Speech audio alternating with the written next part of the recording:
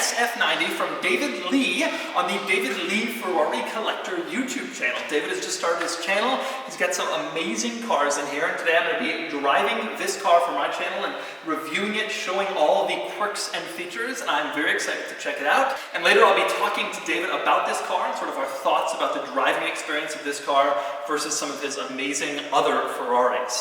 So we just drove the SF90, and I want to talk a little bit about your thoughts about SF90 versus LaFerrari. These are the two modern Ferraris, both hybrids. You've obviously had more seat time than just about anybody. What do you think comparison-wise? Well, I think that the, like we were mentioning, the steering on both are seems pretty precise, pretty good, right? I think that, I feel that this is obviously a smaller car than LaFerrari.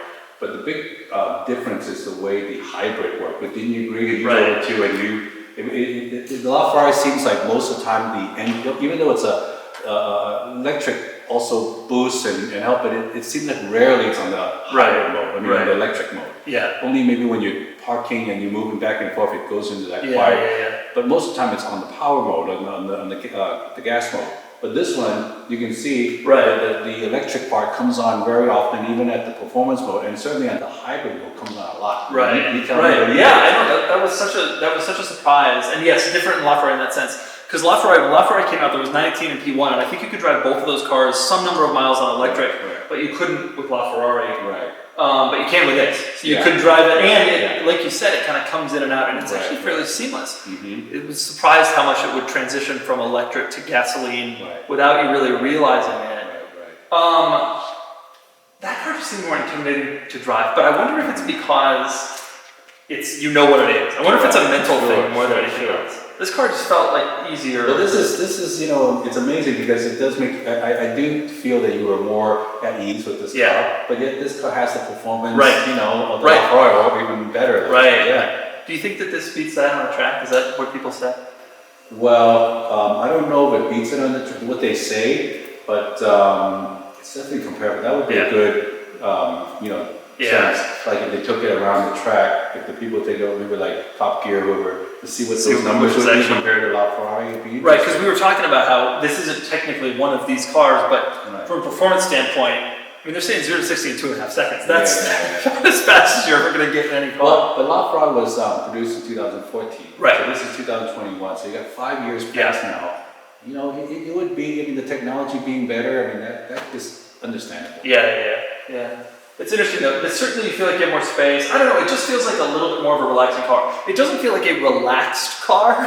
Like it still feels like it's hard edge, you feel the road for sure, like we were talking about steering was really quick. But I don't know, maybe it's just because I know that the car's worth probably 4 times more and it just terrifies me. And also I feel like probably people recognize that more as being a more insane car when you're driving around. But put it this way, let's say if this was the next one, and let's say Ferrari said, okay, let's charge $2 million for it. Would you feel that this could be a $2 million car?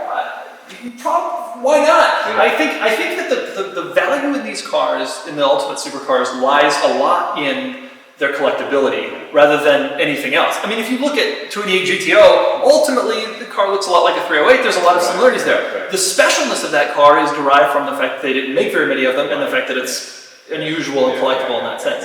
And so if they only made 350 of these, it has the performance, it has the brand name obviously, but that's just not the way they decided to do it this time. And maybe that I would be just as intimidated by it. So it's all in the mind, I guess. It's all in the mind. Maybe it is. It is interesting though how much easier each one of these subsequent cars got to use. It's interesting, you can just jump in this and kind of go, and can't do that in the F40 really. Right. That one's only one door, just fast. Just fast. Yeah, for sure. Yeah. Well, thank you so much. I really appreciate you having me. This is one of the greatest garages that exists. But especially thank you for having me to drive this car yet, because they basically don't exist yet. This is one of the first. I tell you what, all my followers were saying, hey, bring Doug over, have him talk about it. And I feel it's like a public service. I have to have Doug come over and do the thing for the benefit of those who like it, and the benefit of the other owners that probably need to know more, radio instruction of how to use their car.